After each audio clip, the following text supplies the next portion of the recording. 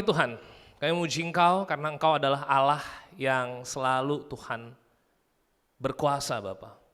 Selalu Tuhan menaikkan terus Tuhan level kehidupan kami supaya kehidupan kami ini kami jalani bukan karena ukuran kami, bukan karena keinginan kami Tuhan, tetapi karena apa yang Engkau ingin kehendaki Tuhan. Terkadang kami bisa lost Tuhan pengertian kami, lost Tuhan hubungan kami sama Engkau Tuhan, tetapi di dalam buku Yesaya Tuhan, Engkau berkata bahwa pikiranku Tuhan jauh dari pikiranmu.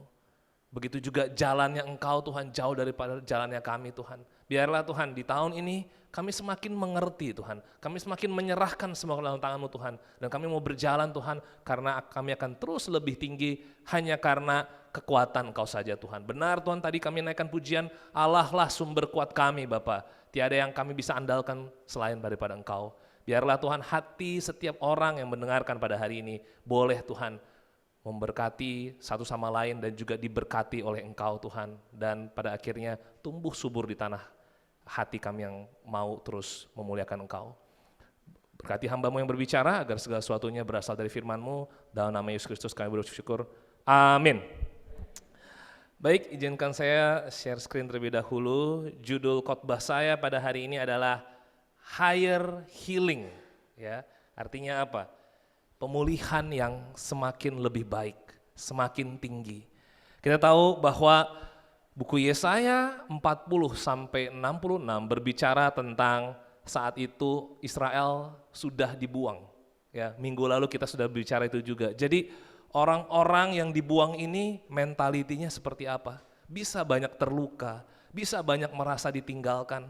Tadi video awal sebelum ibadah berjalan ya, itu menjelaskan tentang satu orang saudari namanya Nolan yang mungkin dia bisa merasa kehilangan orang tuanya 5 hari sebelum menikah. Ya, lalu dia lost, ingin meninggalkan Tuhan, ingin meninggalkan segala sesuatunya. Kenapa? Karena untuk pulih lagi sulit sekali. Ya, tetapi hanya karena Tuhan kita bisa move on. Ya, tadi saudari kita Ratna juga sharing bahwa untuk bisa punya resolusi di awal tahun kok kayaknya nggak mudah. Kita kadang-kadang kita melihat setahun 2 tahun yang sudah lewat kayaknya begitu banyak kesulitan sehingga kita ini mau maju itu berdasarkan apa? Bukan berdasarkan firman lagi. Kita berdasarkan apa yang kita alami. Ya, hari ini kita bersyukur karena kita mengerti higher healing yang dari Tuhan. Lihat ya, pasti semua orang pernah terluka. Berdarah, ya. Kalau terluka ya, bisa nggak sih kita langsung berharap hari itu langsung sembuh? Di dalam nama Yesus sembuh, lukanya nggak ada, nggak bisa. Ya, yang pasti healing itu ada butuh prosesnya. Ya, waktu besoknya kok masih ada sakit tapi kok lebih baik. 3 hari kemudian sudah mulai keras. Ya, ada serat-serat ya, kalau kita pernah belajar biologi ada serat namanya fibrin yang mulai menutupi luka-lukanya. Ya, healing time itu pasti butuh proses, kita nggak bisa paksakan semuanya langsung cepat. Begitu juga orang Israel. Lihat Yesaya 49 ayat 8-9. Beginilah firman Tuhan, pada waktu aku berkenan, aku akan menjawab engkau, dan pada hari aku menyelamatkan, aku akan menolong engkau. Aku telah membentuk dan memberi engkau menjadi perjanjian bagi umat manusia untuk membangunkan bumi kembali dan untuk membagi-bagikan tanah pusaka yang sudah sunyi sepi. Untuk mengatakan kepada orang-orang yang terkurung, keluarlah, kepada orang-orang yang ada di dalam gelap, tampillah. Di sepanjang jalan mereka seperti domba yang tidak pernah kekurangan rumput. Dan di segala bukit gundul pun tersedia rumput bagi mereka. Lihat, Tuhan ini buat orang-orang Israel yang terluka, yang terbuang, dia punya visi bahwa apa? Kamu akan keluar dari kondisi kamu akan tampil. Ya, biasanya kalau kita sedang terluka, kita sedang menderita, kadang-kadang kita punya perasaan, nanti aja tampilnya, nanti aja keluarnya. Kenapa? Saya lagi dalam keadaan seperti ini. Tapi Tuhan Allah itu beda. Tuhan Allah itu punya visi, Israel tampillah. Kenapa? Karena kamu didesain untuk jadi terang. Luka pembuangan itu tidak menyurutkan Tuhan, visi Tuhan untuk Israel. Tidak. Jadi ini adalah kabar baik Bapak Ibu Saudari ya. Kalau kita ada dalam pergumulan, kalau kita ada dalam kondisi rohani yang low, yang rendah, semangat yang rendah, bukan berarti Tuhan sedang meninggalkan. Ya, Tuhan itu selalu berkenan menyelamatkan, Tuhan itu selalu berkenan untuk menolong. Tapi kita harus mengerti proses yang dari Tuhan. Lihat gajah kecil ini, ya, gajah kalau dikandangin, ya, lalu didomestikasinya itu secara nggak sehat, ya, itu akan kehilangan identitasnya. Saya pernah berbicara bahwa ada seekor gajah, ya, dari kecil itu dipatok pakai ada patok supaya kakinya nggak bisa kemana-mana. Karena gajah ini masih kecil, jadinya dia nggak punya kekuatan untuk bisa menendang patok itu atau dia bergerak. Ya, tapi karena dari kecil terkurung, lama-lama dia pun sudah besar, sebenarnya powernya ada. Karena gajah memang diciptakan punya kekuatan. Tapi pikirannya gajah sudah melihat bahwa dari kecil memang saya nggak bisa ngelawan patok ini. Jadi waktu sudah besar pun dia nggak berani, nggak bisa sehat, nggak bisa tampil, nggak bisa keluar. Kenapa? Karena pikirannya terkurung. Patok yang ini dari dulu memang nggak bisa. Saya akan selalu luka kalau saya mau menendangnya. Kenapa? Saya jatuh lagi. Jadi saya tahu kalau saya mau keluar dari kondisi ini, saya pasti jatuh lagi. Pernahkah kita punya pikiran yang seperti itu? Ya, pernah nggak kita mengalami untuk move on kayaknya susah sekali. Untuk mau benar-benar di dalam kehidupan rohani yang connect sama Tuhan kayaknya susah sekali. Ya.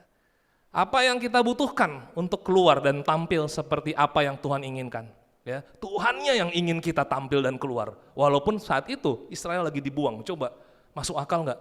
Lagi dibuang, lagi dijajah sama bangsa lain, terus aku akan membuat kamu keluar dan tampil. Mungkin kalau kita nggak kenal Tuhan, ini nggak masuk akal. Ya. Tapi poin saya yang pertama adalah kita harus tahu kita punya Tuhan yang compassionate, Tuhan yang benar-benar penyayang. Ya. Untuk kita bisa keluar dari luka kita, keluar dari pergumulan kita harus mengerti Tuhan yang penyayang, Tuhan yang penuh belas kasihan. Dalam bahasa Inggris, compassionate God. Kita lihat ya, apa mental orang Israel di Yesaya 49 ayat 14-16. Sion berkata, Tuhan telah meninggalkan aku dan Tuhanku telah melupakan aku. Wah, lihat pernyataan orang Israel. Momen di mana mereka merasa, udahlah Tuhan tinggalin saya, Tuhan lupakan saya. Ya, kayaknya orang lain lebih bisa Tuhan berkati, Tuhan lebih sertai. Ya, kita lihat dari keadaan yang kelihatan. Tapi lihat bagaimana Tuhan merespon. Dapatkah seorang perempuan melupakan bayinya sehingga ia tidak menyayangi anak dari kandungannya? Sekalipun dia melupakannya, aku tidak akan melupakan engkau. Lihat, aku telah melukiskan engkau di telapak tanganku. Tembok-tembokmu tetap di ruang mataku. Gimana perasaan kita? Ya, Tuhan merespon ketidakberdayaan kita, keterlukaan kita dengan kata-kata yang penuh dengan kasih sayang seperti ini. Apakah Tuhan ini cuman bluffing, ya, cuman sekedar puisi supaya indah-indah aja? Yang kita dengar, ya Tuhan ya tahulah engkau penyayang, ya tapi ya saya gini kondisi saya. Itu seperti gajah tadi, walaupun pelatihnya udah latih gajahnya, ayo bisa tendang itu. Nggak bisa, ya dari kecil saya coba nggak bisa kok, jadi udah nggak berani mencoba lagi.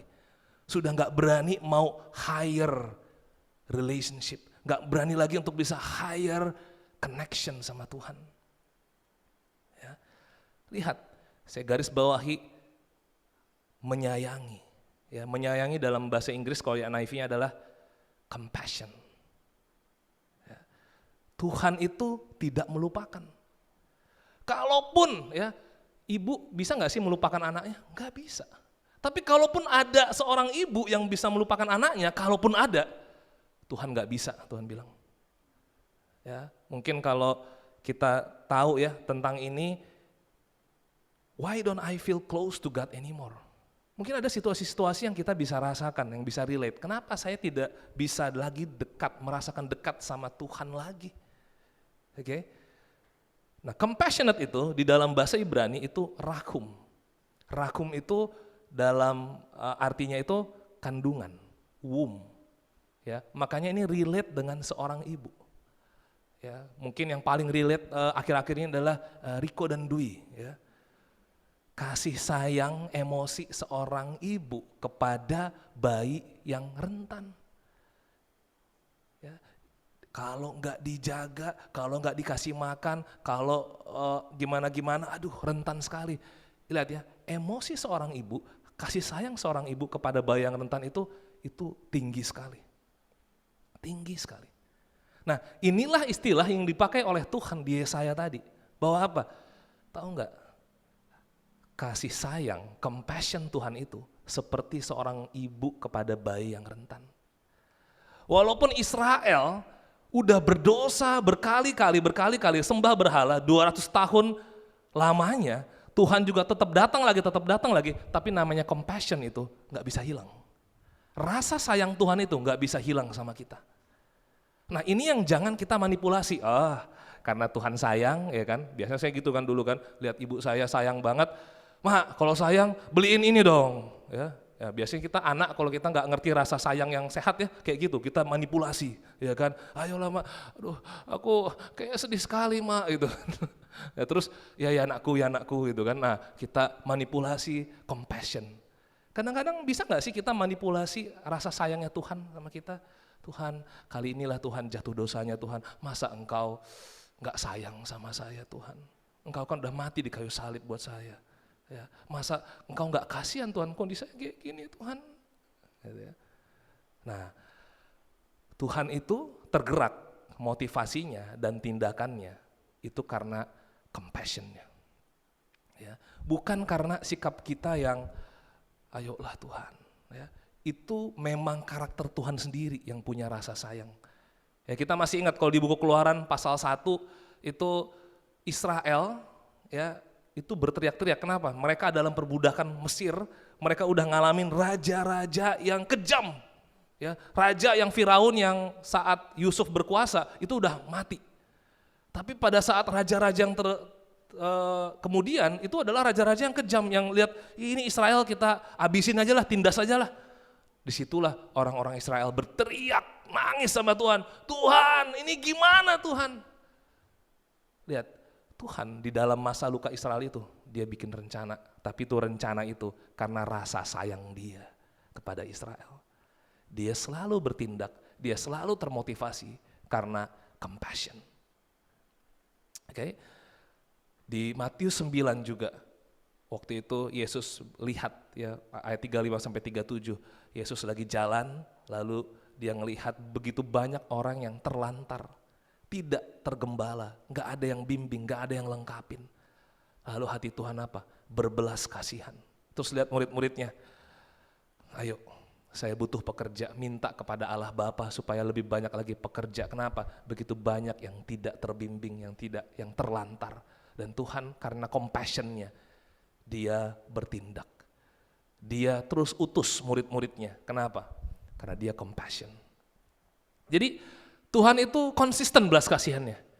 Ya, belas kasihannya itu tidak seperti kita. Ya, kita kadang-kadang bisa saja ya, kalau dia lagi bagus, lagi rohani kita compassion. Tapi kalau lagi nyebelin banget, cukup ya.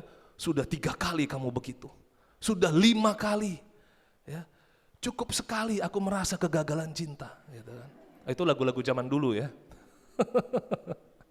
Ya. Tapi Tuhan gak kayak begitu. Tuhan tuh selalu bikin impian lagi.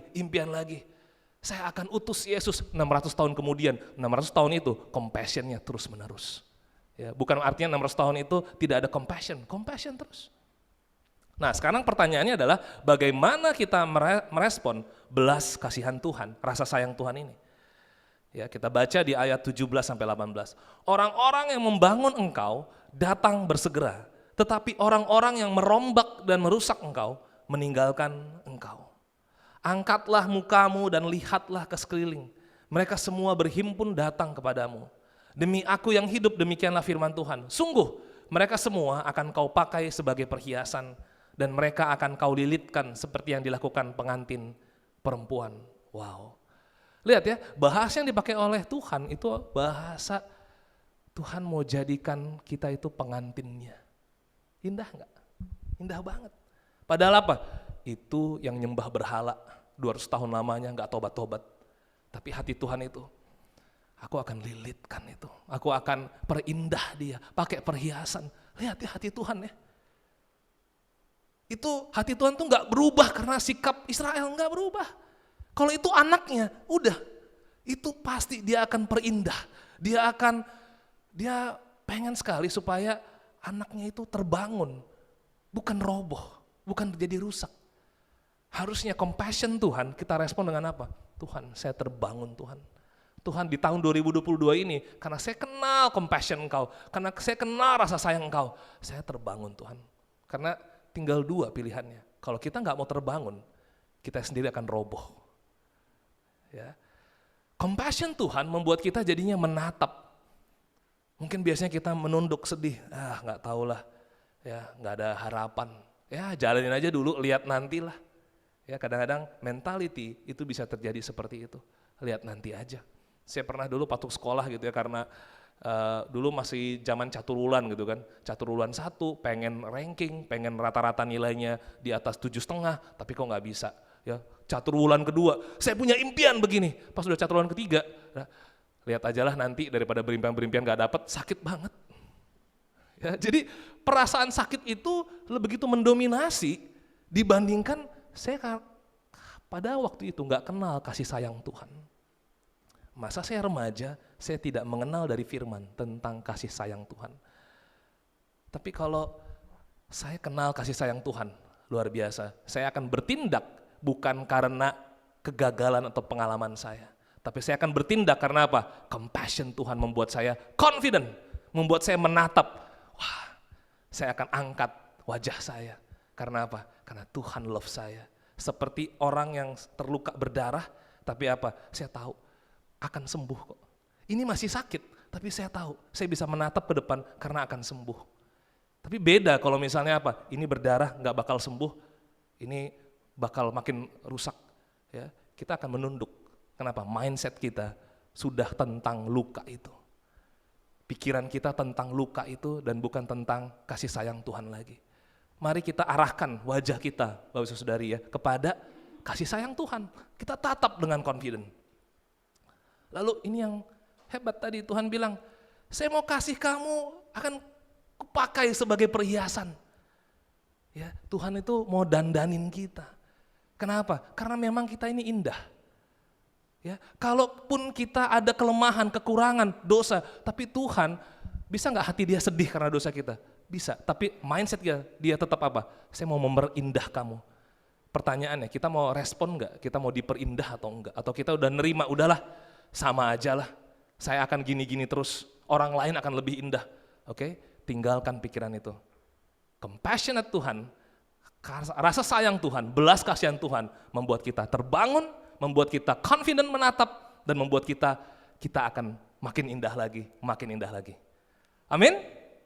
Ya, saat kita terluka dan merasa jauh dari Tuhan, Tuhan tidak lupakan kita. Bahkan dia lukiskan di telapak tangannya, indah banget. Kenapa? Karena Tuhan pengen lihat lagi, mana anakku itu si Moses, saya udah lukiskan di telapak tangan. Mana anak saya si Bro Barman itu, saya udah lukiskan. Mana anak saya si Eni ini, saya udah lukiskan. Kenapa? Saya pengen lihat dia lagi, saya pengen lihat dia lagi. Kenapa? Saya akan perindah dia terus. Itulah compassion-nya Tuhan. Dia bergerak konsisten mau membangun dan memperindah kita. Yang kedua, caring God, Tuhan yang peduli. Tadi Tuhan yang penuh rasa sayang, sekarang adalah Tuhan yang peduli. Lihat ya, Yesaya 49 ayat 20-21. Malahan anak-anakmu yang kau sangka hilang akan berkata kepadamu, tempat itu terlalu sempit bagiku, menyisihlah, supaya aku dapat diam di situ. Maka engkau akan berkata dalam hatimu, siapakah yang telah melahirkannya sekaliannya ini bagiku? Bukankah aku bulus dan mandul, diangkut ke dalam pembuangan dan disingkirkan? Tetapi anak-anak ini, siapakah yang membesarkan mereka? Sesungguhnya aku tertinggal seorang diri, tetapi mereka ini dari manakah datangnya? Lihat, ini bahasa kesehariannya gini, ya ampun tempat kita ini sempit banget. Ya, pengen dong dapat tempat yang lebih luas. Ya, kenapa sih tempat kita sempit banget? Kenapa sih Tuhan lahirin saya kayak begini? Kok kayak gini sih Tuhan? Orang lain gak kayak begitu? Ya, terus saya apa? Saya bulus, mandul, saya diangkut ke pembuangan. Itu yang dia pikirin. Jadi hal yang negatif, hal yang dia merasa terluka, dia jadinya apa? Mengasihani diri dia sendiri. Pernah gak kita mengasihani diri kita sendiri? Kok saya begini? Sesungguhnya aku tertinggal seorang diri. Ya, meratapi keadaan kita dan merasa tertinggal. Saya percaya kita semua pernah ada momen-momen seperti ini. Ya. Tapi lihat Tuhan kita. Ya. Memang di ayat setelahnya, ya ini saya loncat ke Yesaya 50 ya. Tapi di ayat setelahnya itu Tuhan tuh bilangnya gini, saya akan gendong kamu. Ya, di saat kita lagi meratapi keadaan, di saat kita lagi merasa tertinggal, Tuhan tuh mau gendong kita. Sini, I care about you. Saya yang carry kamu, saya akan gendong kamu di atas bahunya saya. Gitu. Tapi digendong itu bukan berarti lukanya udah sembuh, bukan. Ya sama ya, kalau misalnya kita punya anak kita terluka, kita nggak bisa nyembuhin cepat. Tapi apa? Ya udah. Kita tiupin lah, kita gendong, kita gini-gini ya kan. Emang lukanya sembuh? Enggak. Tapi mengetahui bahwa ada ibu kita, ada bapak kita, itu gendong-gendong kita, dia care sama kita, itu aja lega, betul ya? Ya. Jadi jangan sampai kita langsung patah begitu apa kondisi sesuatu yang kok kayak gini sih? Kenapa? Mungkin kita bisa tidak merasa adil. Mungkin kita merasa kok ada hal ketidakbenaran.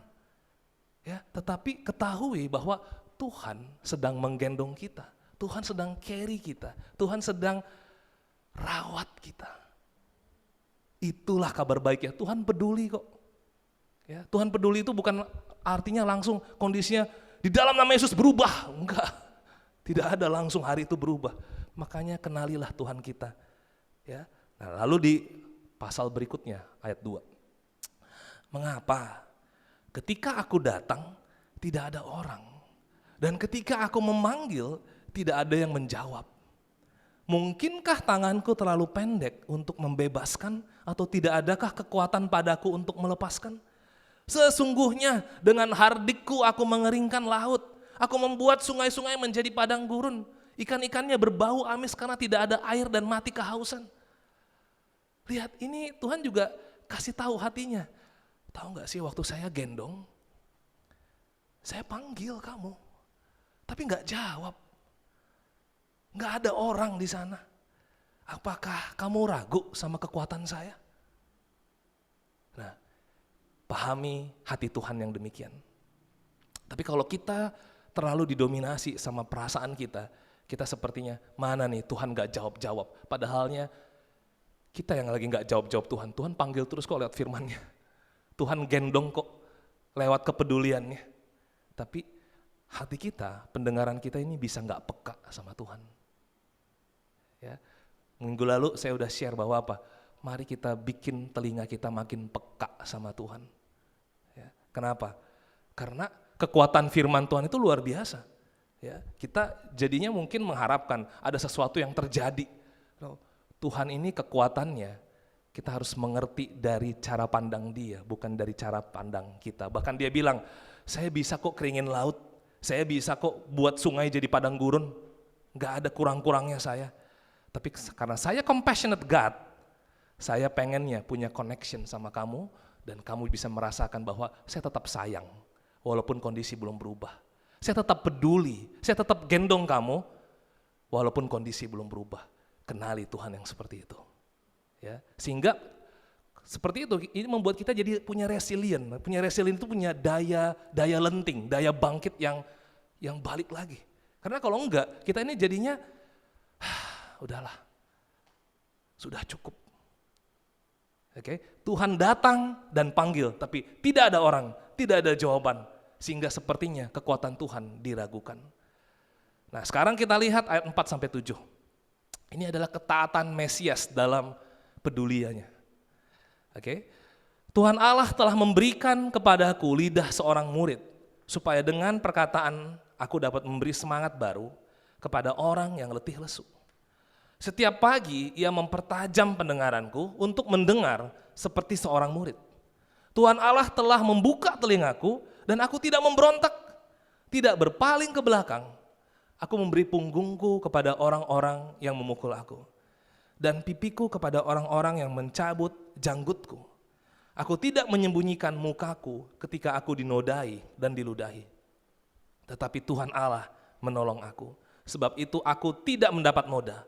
Sebab itu aku meneguhkan hatiku seperti keteguhan gunung batu karena aku tahu bahwa aku tidak akan mendapat malu. Tentang siapa ini? Kalau kita baca baik-baik sebenarnya Yesaya 49-55 ini tentang hamba Tuhan, yaitu siapa? Mesias itu, Kristus. Dulu kalau saya baca ini saya pikir memberikan kepadaku lidah seorang muridku ini adalah si Yesaya, si penulis. Ya, tapi sebenarnya Yesaya itu bernubuat, ya, makanya tentang Tuhan pun itu bisa hurufnya huruf kecil. Kenapa? Karena Yesaya lagi bernubuat. Tapi kepadaku ini Yesus, Mesias yang 600 tahun kemudian akan datang pada saat itu. Ya. Jadi ini adalah sebuah ketaatan Mesias supaya dia bisa peduli. Ada lidah, ada telinga, dan punggung dan pipi yang mau dia berikan. Bagaimana ceritanya? Mari kita lihat ya. Yesus itu gunakan lidah seorang murid untuk belajar. Bertanya kepada Allah Bapa. Beda bertanya dengan mempertanyakan. Kalau mempertanyakan, kenapa sih Tuhan gak pernah tolong kita? Tapi kalau bertanya itu, Tuhan, apa yang saya butuh perdalam? Apa yang saya tidak kenal Engkau Tuhan? Mungkin saya butuh bertumbuh Tuhan. Apanya Tuhan? Itu yang kita cari. Itu yang kita tanya. Dan Yesus, kalau kita baca di Ibrani 5, 7-9 dikatakan apa? Dia belajar menjadi taat kepada Bapanya. Yesus seorang Mesias, tetapi dalam hidupnya sebagai manusia, dia belajar jadi taat. Waktu ada iblis menggoda, ubah aja itu batu jadi roti. Iblis tuh pengennya apa? Udah kamu hidup mudah-mudah aja. Ya kan kamu Tuhan punya kuasa, ngapain hidupnya jadi susah-susah kayak gitu? Tapi Yesus bilang, ada tertulis, manusia tidak hanya hidup dari roti saja, tapi dari firman yang telah dia katakan. Saya mau taat sama firmannya. Itu Yesus. Dalam pencobaan, dia pakai lidahnya untuk bertanya sama Tuhan. Kenapa? Karena dengan demikian, nanti dia bisa gunakan lidah itu untuk membangun orang-orang Israel. Itulah Yesus kita, ya. Dia pakai lidahnya. Nah, kalau kita ngerti Mesias yang care seperti itu, Mesias yang belajar juga pakai lidahnya, kita mau nggak pakai lidah kita untuk banyak bertanya kepada Tuhan supaya belajar? Bukan mempertanyakan Tuhan supaya komplain. Tidak, bertanya kepada Tuhan supaya banyak belajar. Lalu gunakan lidah, karena udah banyak bertanya akan buat banyak ngerti. Banyak ngerti akan bisa banyak membangun. Itulah the Messiah. Lalu apa lagi? Buka telinga. Telinga dibuka. Nah, telinga dibuka di sini ini bukan artinya tentang ayo buka telinga kamu, enggak. Ya, ini tentang ya saya udah pernah jelaskan ini. Kalau seorang budak itu dibolongin telinganya, ya, dibuka telinganya. Kenapa? Ya, karena seorang budak dia dalam hukum Taurat, kalau dia 6 tahun sudah taat sama tuannya, tahun ke-7 dikasih aturannya, dia bebas. Tapi waktu dia bebas, saya pengen hidup sama Tuhan saya lagi. Kali ini bukan karena saya budak, tapi karena saya mencintai Tuhan saya. Saya mau selama-lamanya mencintai Tuhan saya dan saya taat. Nah, akhirnya apa? Dia bilang sama tuannya, Tuhan, 6 tahun yang lalu, ya, saya mungkin jadi budak aja, saya ikut-ikut aja. Tapi setelah 6 tahun bersama Engkau, saya mau mencintai Engkau dan saya mau taat sama Engkau dan saya mau hidup selama-lamanya. Biarlah saya jadi milik kamu. Nah, itu dibuka telinganya, dilobangin telinganya, dan biasanya ada nama tuannya. Hari ini ya kita semua, waktu kita mengambil baptisan artinya apa? Biarlah saya jadi milikmu selama-lamanya, bukan karena saya harus, tapi karena saya mencintai engkau dan saya milik Kristus. Ya, di hidup kita ada apa? Milik Kristus. Ya. Nah, waktu telinga itu dibuka, telinga itu akan belajar terus taat. Makanya Kristus itu taat. Ya. Dan dia, telinga seorang murid dipakai untuk care, mendengarkan orang lain. Kalau telinga aja udah dibuka sama Tuhan, ya, dan jadi milik Tuhan, kita akan care juga sama orang-orang. Seperti Mesias, sama orang pezina, care. Sama orang sakit kusta, care. Sama pemungut cukai, dia duduk semeja, makan bareng. Kenapa? Care, dengerin keluh kesahnya apa. Hari ini kalau kita ngerti Yesus adalah Yesus yang care ya, tambah gak caring kita satu sama lain. Di dalam jemaat, apapun yang terjadi, kita mau pasang telinga kita, dengerin lebih lagi, dengarkan lebih lagi. Ya, jangan sampai kita lebih banyak tersentak lebih lagi, ke-trigger lebih lagi, enggak. Dengarkan lagi. Kenapa? Karena itulah Mesias yang care membuat kita care. Kenapa?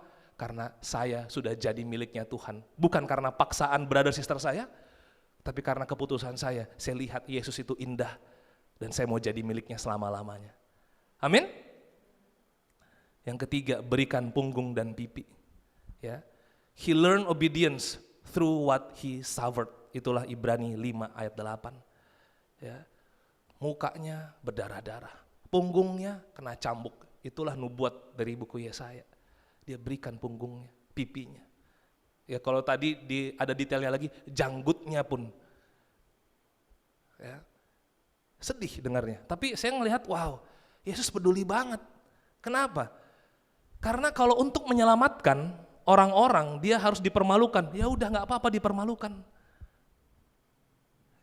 Kalau mindset manusia, Mesias itu harusnya jangan dipermalukan. Tapi apa? Nggak apa-apa. Kenapa? Karena memang dosa itu bikin malu. Dosa itu bikin malu. Ya, lihat Adam habis dosa sembunyi dia, malu. Tapi biarlah Mesias itu, saya mau ngambil rasa malu itu lewat apa? Biarlah punggung saya. Mungkin orang ketawain dia. Mungkin pipinya habis ketawain dia, malu. Tapi it's okay. Kenapa? Karena Yesus tetap bisa care waktu dipermalukan. Ya, di tontonan semua digantung di kayu salib itu, dia masih care. Anak ini ibumu, ibu ini anakmu. Itu Maria sama Yohanes. Supaya saling care ya. Tapi itu jadi tontonan, diketawain sama prajurit. Ya, luar biasa care-nya Yesus kita. Ya, waktu dipermalukan dia tahu Allah Bapa yang menolong. Jadi cukup Allah yang menolong itu bisa membuat dia tidak merasa malu. I know my Father love me, care about me. Indah ya. Nah itulah hebatnya Kristus. Makanya tadi di ayatnya tadi kalimat terakhir, aku tidak menyembunyikan mukaku ketika aku dinodai dan diludahi. Tetapi Tuhan Allah menolong aku. Sebab itu aku tidak mendapat noda. Sebab itu aku meneguhkan hatiku seperti keteguhan gunung batu. Karena aku tahu bahwa aku tidak akan mendapat malu. Yesus. Hari ini yang buat saya lega. Kalau saya rendah hati satu sama lain, kalaupun dipermalukan, saya bisa lega. Kenapa? Yesus saya begitu. Karena Yesus saya begitu, saya jadi tidak harus membela diri. Tidak harus menjelaskan, bukan, sebenarnya gini loh kondisinya. Kamu gak tahu sih, gak perlu kita jelas-jelasin begitu. Kenapa? Karena dengan kedamaian yang dari Yesus, saya tidak mendapat noda kok, walaupun orang lain menodai saya. Tapi kalau harga diri manusia itu biasanya apa? Wah, jangan sampai ada orang lain merusak harga diri kita.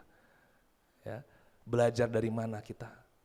Ya, identitas-identitas yang seperti itu bukan dari Yesus. Yesus kita walaupun dipermalukan, no. Ya, orang bisa mempermalukan kita, orang bisa menodai kita, tapi apa? Yesus kita tidak mendapat noda karena Allah Bapa menolong. Dan hari ini kita bisa jadi orang yang confident. Kenapa? Karena kita tahu intimacy sama Tuhan kita membuat kita gak pernah merasa malu. waktu kita makin care ya. Makanya waktu kita makin care, jangan takut. Kenapa? Karena bisa saja ya, makin care-nya kita kok, waduh, kok makin terpicu saya, ya, makin dekat, makin tergesek saya. Begitu banyak ya hal-hal yang bisa kita alami itu membuat kita jadi bisa, nggak mau lagi lah. Care itu bisa bikin kita jadi konflik, care itu bisa bikin kita jadi salah paham, ya, salah bicara atau apa. Tenang, brothers sisters, ada Yesus yang sudah pernah care dan dia berikan punggungnya, dia berikan pipinya, dihabisin dia, tapi apa? Allah Bapa menolong. Terus konsisten. Kenapa? Karena dengan care itu kita membuktikan bahwa Tuhan saya care dan saya tidak mendapat noda dan malu. Malah kita makin rajin melayani satu sama lain. Dan akhirnya apa? Yesus yang ternodai itu dimuliakan. Kenapa? Karena care-nya kita. Amin. Higher healing from God. Tahun ini 2022 ya, jemaat GKID Bali mau jadi jemaat yang unity dan healthy, bersatu dan sehat. Tapi harus ngerti apa? Compassionate God membawa kita confident. Kita akan diperindah dalam kasih Tuhan. Semua dari kita diperindah. Kita lagi dalam proses diperindah. Tidak ada satupun saudara-saudari di sini tidak indah di dalam Tuhan. Ya, mari kita berprosesnya sama-sama. Dan caring God, Tuhan yang peduli itu membawa kita merespon dan taat saat menderita. Mudah bagi kita merespon waktu kita nggak menderita, tapi merespon pada saat menderita, itu hanya kita fokuskan Tuhan Allah kita yang peduli. Makanya kita akan belajar untuk membangun, kita akan taat mendengarkan Tuhan untuk mendengarkan orang lain, dan kita siap menderita karena percaya Tuhan yang menolong. Biarlah kita memiliki higher healing, makin pulih kita, makin indah, dan Tuhan yang dimuliakan. Amin. Mari kita bersatu di dalam doa. Tuhan Allah Bapa kami Tuhan, kami memuji Engkau Tuhan. Luar biasa Tuhan, compassion Engkau Tuhan. Saya tadi baca ayat-ayat itu aja, saya bisa terharu Tuhan oleh kasih Engkau Tuhan. Kami beruntung Tuhan, boleh mengenal Engkau yang seperti ini Tuhan. Dulu saya hanya mengenal Engkau Tuhan sebagai Tuhan yang sepertinya tegas, yang sepertinya akan menghukum, yang sepertinya tidak bisa menerima Tuhan kalau saya ada lemah dan dosa Bapa. Tetapi justru di dalam compassion itu, kami makin merasa dikasihi Tuhan, kami makin merasa bisa maju Tuhan di dalam Engkau. Dalam kepedulian Engkau Tuhan, kami makin merasa bisa makin merdeka dan damai sejahtera Tuhan. Terima kasih Tuhan, biarlah Tuhan, kami semua Tuhan, brother, sister, saudara-saudari dalam kerajaan Tuhan, boleh Tuhan menghidupi kerajaan Engkau dengan prinsip dan nilai Engkau Tuhan. Bukan dengan prinsip yang lain Bapa, yang mungkin kita besar karenanya Bapa. Ampuni hati kami Tuhan, tapi biarlah Tuhan kita semua boleh Tuhan bisa merasakan Tuhan care-nya Engkau, compassion Engkau, dan itu justru makin memulihkan kami, dan itu yang membuat kami mau dipakai Bapa untuk care satu sama lain, dan juga untuk punya belas kasihan kepada satu sama lain. Luar biasa Tuhan, kami jemaat yang beruntung Tuhan, karena kami mengenal Engkau seperti itu Tuhan. Biarlah nama Engkau selalu dipermuliakan, di dalam nama Yesus Kristus Tuhan kami berdoa dan mengucap syukur. Amin.